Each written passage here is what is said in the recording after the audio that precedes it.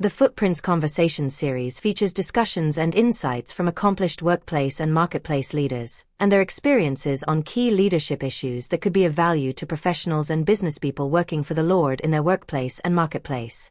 We are back with His Excellency Moses on the third biblical leadership principle from his own experience. He used his experience to tell us about 1. Concern/calling, and 2. Commitment. The concern is the hay nest of calling. Commitment should be anchored on the calling and the one who has called. Please let's welcome His Excellency for the third C.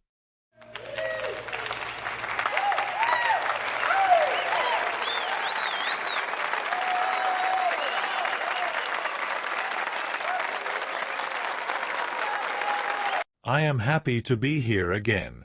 You will never get what I am going to tell you in any leadership book because the authors don't usually expose their mistakes and make themselves vulnerable. I am going to let you learn from my bad attitudes that created the bad habits and the bad habits that created the bad characters I became associated with. But Numbers 12 verse 3 tells us that you were very humble, more humble than anyone else on the face of the earth.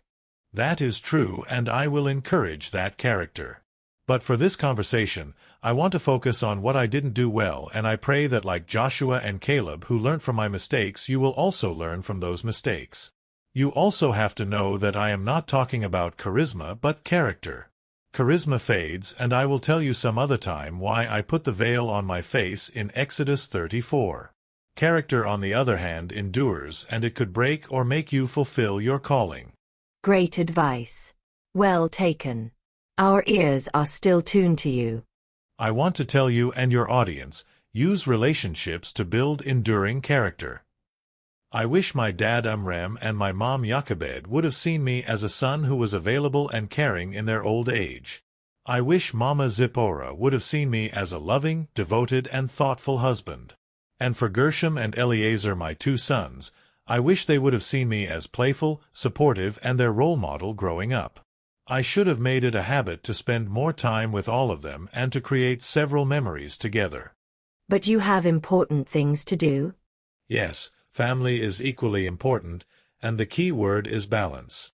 For example, your wife knowing you as loving husband with listening ears and sense of humor would be more important to her than knowing you as hardworking, patriotic, or visionary president, CEO, or director. Then we need to change our professional mindset to have that balance. Yes, and where I made a mistake was forgetting this balance. It was worse before my father-in-law sat me down and lectured me about biblical leadership principle of delegation in Exodus 18. I will wake up early in the morning and come back home late at night settling disputes among the Israelites. When I got back home late at night, all the family members were sleeping. What quality relationship do you think I would have built with the family as I prioritized the work over them? What positive character would I have developed with them? Thanks for this advice, His Excellency. We actually have the Footprints Conversation on biblical leadership principle of delegation in April. Audience, be on the lookout for it. Do you think Mama Zipporah confided in her dad what was going on in your marriage before the dad sat you down for the lecture? I don't know about that. But what I know was I should have done better. For example, if Zipporah and I were having quiet moments together and an Israelite showed up with, "Moses, I have a problem," I should have had the courage to tell him or her, "Come back later."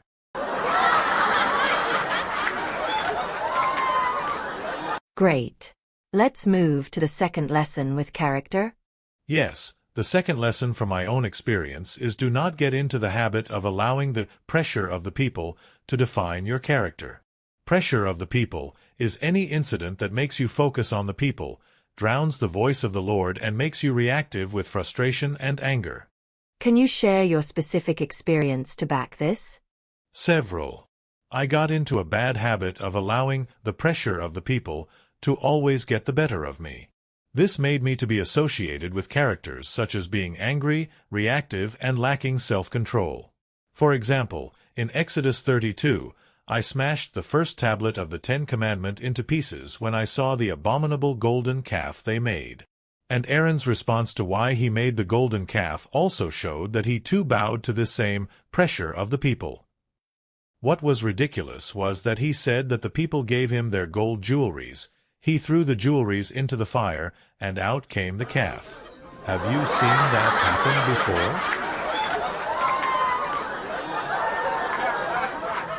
No. It's somehow like magic.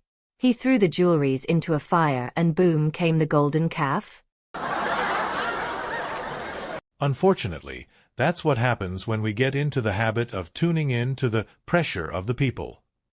My other solemn experience happened in Numbers 20.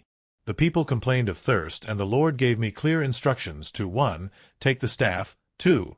Gather the assembly together, and 3. Speak to that rock before their eyes, and it will pour out its water. Did you follow that instructions?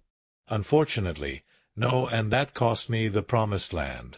I allowed the pressure of the people to drown the voice of my Lord, and I did the opposite. In my habitual anger, I told the people, "You rebels, must we fetch you water out of this rock?" And instead of speaking to the rock, I smote the rock twice. Water came out all right for them to drink, but the Lord was displeased because I did not honor him before the people. That day, disobedient became one of my characters. I hope someone will learn from these experiences, because the workplace and marketplace are full of pressure of the people that could make you develop characters not desirable of the Lord. This is certainly solemn.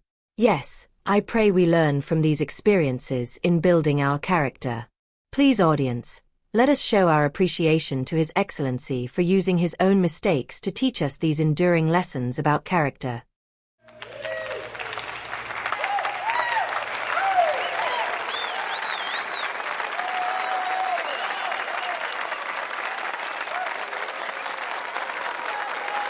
For those who sent us messages of how you were blessed by the discussions in the videos, God bless you for that. Our understanding from Hebrews 4 verse 2 is that you were blessed because you combined what you viewed and heard with faith. May we ask you to encourage those you pass on the videos to do the same. Our focus is more on those who are blessed by the biblical leadership principles the Lord is teaching us to apply at our workplace, and not just the number of viewers.